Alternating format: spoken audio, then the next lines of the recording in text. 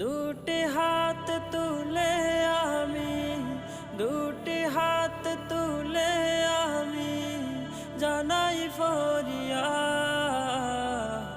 কবুল করো মাওলা তুমি আমার মোনাজাত। আল্লাহ কবুল করো মাওলা তুমি আমার মোনাজাত।